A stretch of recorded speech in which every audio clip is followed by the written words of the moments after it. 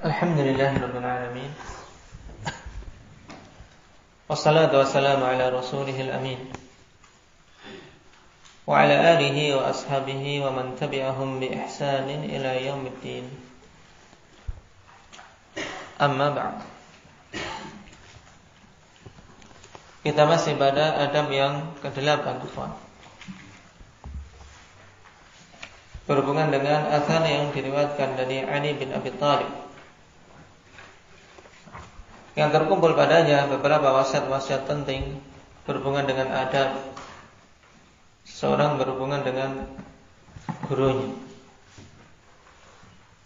Nah, di antara wasiat terakhir yang kita baca kemarin yaitu apa? Indahnya Ja'far.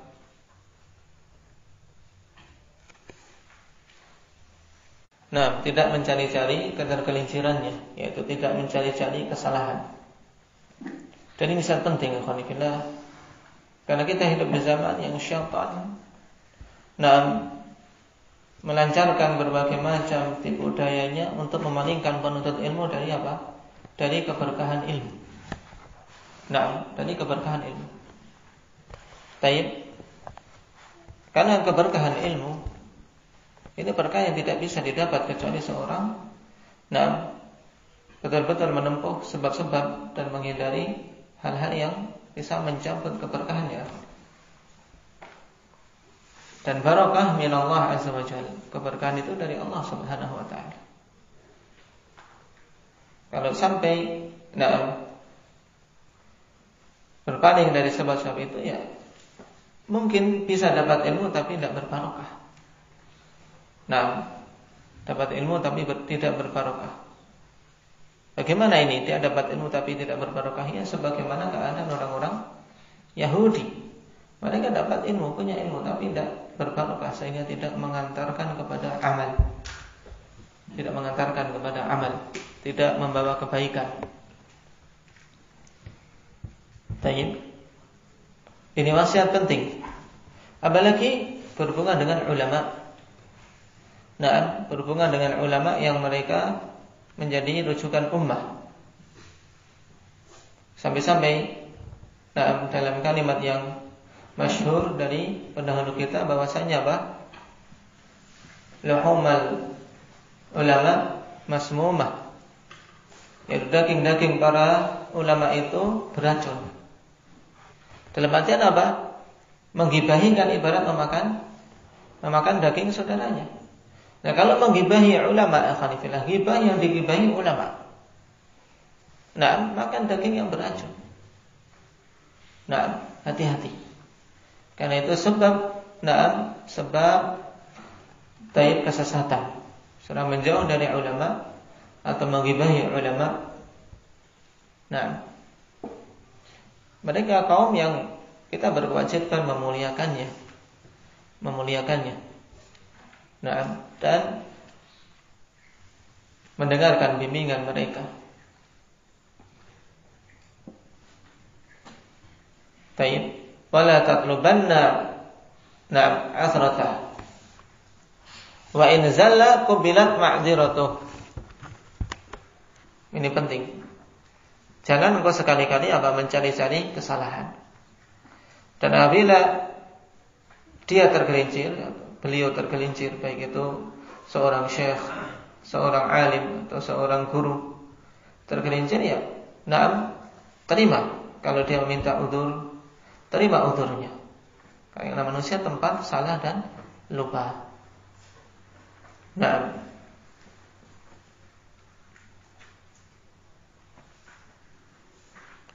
Wa 'alaika an tuwaqqirahu lillahi ta'ala.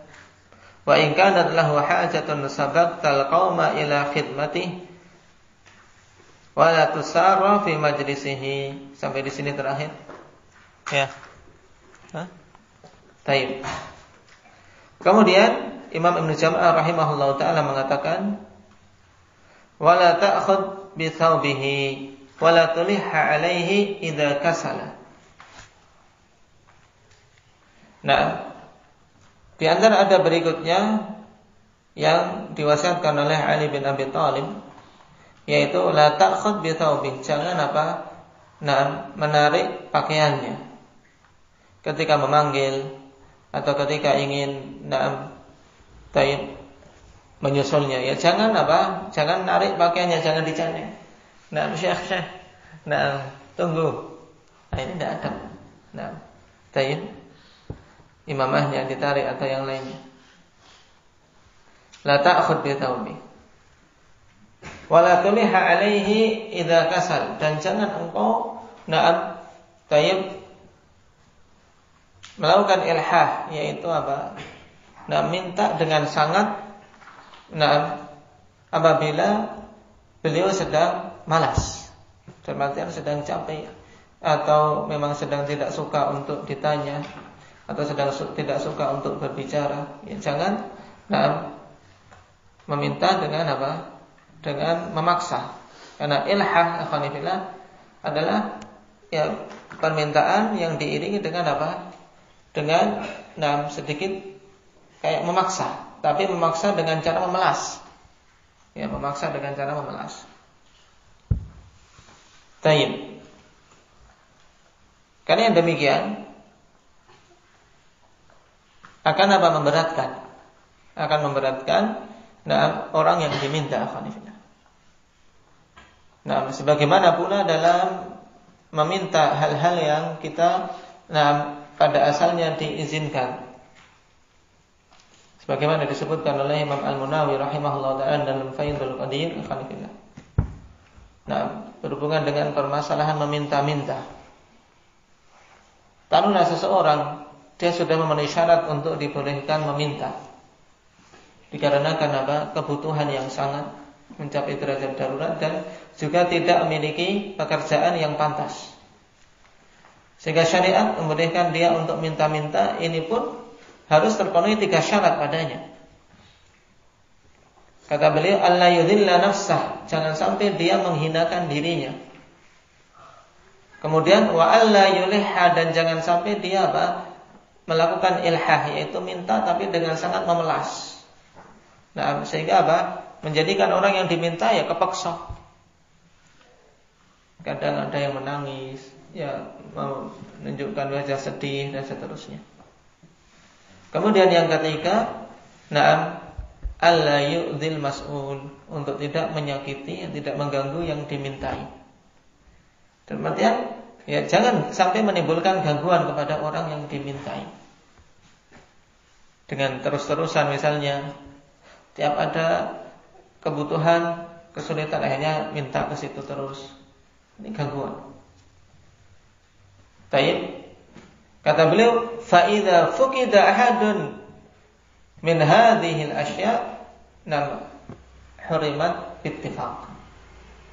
Apabila salah satu dari 3 syarat ini tidak ada, maka haram minta-minta berdasarkan kesepakatan para ulama. Ini minta-minta pada perkara pribadi.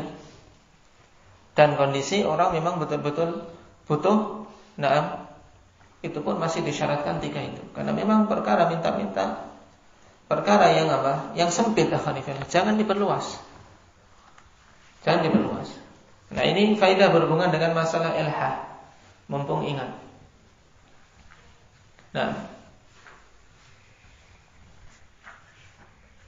Apa lagi 3 syarat yang harus ada sehingga suatu atau perbuatan meminta-minta dari orang yang memang pantas minta itu diperbolehkan? Apa 3 syaratnya tadi? Abang Husain? 3 syarat tadi apa Abang Husain? Yang pertama? Bukan itu orangnya. Kita enggak berbicara orangnya. Orangnya sekarang sudah memenuhi syarat untuk minta. Orangnya sudah memenuhi syarat untuk minta-minta, dalam arti memang dia Dia ada kebutuhan darurat dan tidak punya tidak punya sesuatu pemasukan yang pantas. Termasuk yang disebutkan dalam hadits Qabisah 3 golongan tadi. Terlilit hutang, tertimpa musibah, tidak punya apa-apa, kemudian kebangkrutan. Nah, sudah memenuhi ini, orangnya sudah memenuhi syarat untuk minta-minta. Itu pun dalam syariat masih ketika minta harus terpenuhi tiga syarat yang barusan disebutkan. Apa itu? Yang pertama apa Yusuf? Tidak boleh menghinakan dirinya. Nah, jangan sampai dia menghinakan dirinya. Yang kedua, jangan memelas. Dalam artian apa? Meminta tapi dengan menunjukkan apa? Ya memelas sekali. Memelas sehingga harus diberi intinya. Ya kan? Dan ini juga penting kadang berjualan misalnya, sales itu juga penting. Jangan sampai jadi sales kok memelas. Bu, ini mau dibelilah, ini sudah lama tidak ada yang membeli. Minta dibeli. Ini juga memelas, tidak betul. Jangan memelas. Yang ketiga, jangan sampai menimbulkan gangguan pada yang diminta. Karena apa? Orang memberi untuk kita bisa mendapatkan keberkahan dari pemberian ikhwanifillah, yaitu yang murni memang ikhlas dari yang diberi. Memberikan dengan senang hati. Memberikan dengan senang hati. Ini akan bermanfaat. Tapi kalau memberi dalam keadaan orang yang diberi sebenarnya tidak ridho, ini gangguan. Ini 3 syarat yang harus ada. Kapan saja hilang salah satu syarat itu, kata Imam Nawawi, tidak boleh atau haram secara ijma'. Haram secara ijma'.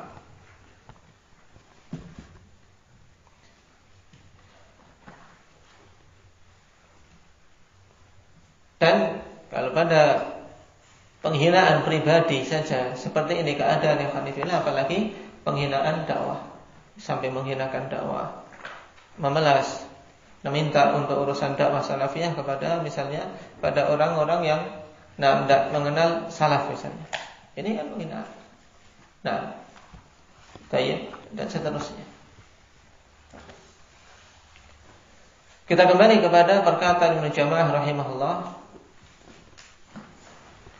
wala tashba'a min tuli sahbati. Jangan engkau merasa bosan dari menyertai guru. Ya, sebelum betul-betul mendapatkan hasil, jangan bosan untuk belajar. Bersahabat dengannya, menyertainya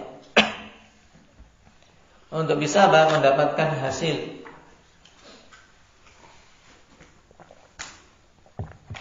Fa innama huwa kan nakhlati tantadiru mata yasqutu 'alaika minha syai'. Perhatikan. Sebab gurumu itu kan nakhlah seperti pohon kurma. Tantadiru mata yasqutu 'alaika minha syai'. Engkau sedang menunggu kapan ada kurma yang jatuh darinya untuk engkau ambil. Ini ibarat yang dibawakan oleh Imam Ali bin Abi Thalib dalam riwayat tersebut. Dan athar ini ya khanifillah, sebagaimana telah kita sebutkan yang lalu, ada kelemahan padanya. Walaupun dari sisi makna sahih. Wasiat-wasiat yang ada sahih berdasarkan dalil-dalilnya. Cuman sebagai athar yang dinisbahkan kepada Ali, riwayatnya dhaif. Bahkan mu'dhal.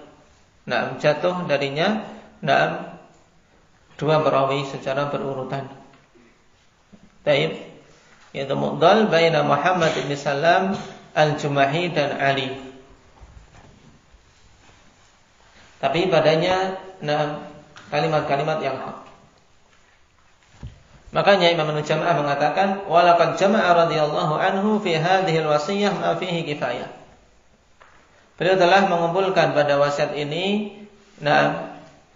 perkara-perkara yang cukup cukup bagi seorang penuntut ilmu kalau dia ingin beradab, dengannya. Kalau ingin beradab ya berusaha beradab dengan apa-apa yang diwasiatkan tadi. Qala ba'dhum, dan sebagian ulama mengatakan, wa min ta'dhimi syaikhi alla yajlisa ila janibi wala ala musallahu aw wisadatihi. Sebagian ulama mengatakan termasuk pengagungan terhadap syekh untuk tidak duduk di sampingnya dan tidak duduk di tempat dia sholat atau di bantalnya. Walaupun ini tidak secara mutlak, melihat situasi dan kondisi. Wa in amarahu syekhu bidzalika fala yaf'alhu illa idza jazama alaihi jazman tasyukku alaihi mukhalafatuh. Dan apabila syekh memerintahkan untuk melakukan hal itu, maka jangan melakukannya kecuali apabila syekh betul-betul menegaskan untuk melakukannya dan berat untuk menyelisihi permintaan tersebut. Fala ba'sa bimtithali amrihi fi tilkal hal thumma ya'udu ila ma yaqtadihi al-adab.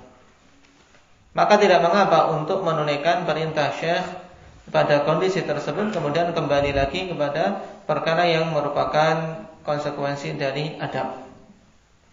Nah, tayyib. Qala wa qad takallama an-nasu fi ayyi al-amrayn aula an ya'tamid.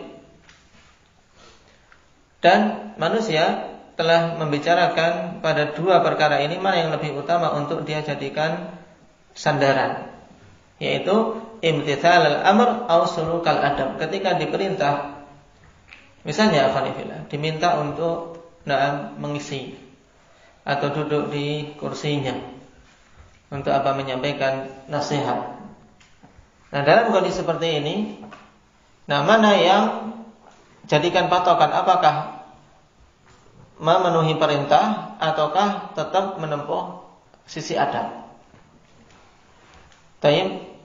Qala walladhi yatarajjahu ma qaddamtuhu min at-tafsil. Dan yang rajih yaitu yang telah aku sebutkan di depan berupa perincian, yaitu fa in azama syaikhu bima amarahu bihaitsu tashukku alaihi mukhalafatuh famtithalul amri aula. Yaitu apabila syekh memang betul-betul azam, bertekad agar perintah itu dilaksanakan, di mana penyelisihan terhadap perintah itu berat di hati syekh dan menjadikan beliau tidak nyaman misalnya, maka kondisi seperti ini menunaikan perintah lebih utama. Wa illa fasulukul adabi aula, jika tidak demikian maka menempuh jalan adab itu lebih utama. Kenapa? Li jawazi an yaqsida syekhu khairahu wa idhara ihtiramih. Karena mungkin saja maksud syekh itu untuk apa? Tayyib. Maksudnya adalah untuk kebaikan baginya dan untuk menunjukkan pemuliaannya, wal i'tina bihi, untuk menunjukkan perhatian terhadapnya. Tayyib, yaitu sekedar untuk pemuliaan. Tapi tidak dimaksudkan betul-betul memerintah. Fayuqabilu huwa dzanika bima yajibu min ta'dhimi syaikhi wal adabi ma'ah. Maka dalam kondisi seperti ini dia pun membalasnya dengan sesuatu yang merupakan konsekuensi dari pengagungan terhadap seorang syekh, seorang alim, dan beradab bersama dia. Maksud poin yang terakhir ini, ikhwanifillah, paragraf yang terakhir ini berhubungan dengan adab yang ke-8. Yaitu adab dalam majlis. Seseorang, ikhwanifillah,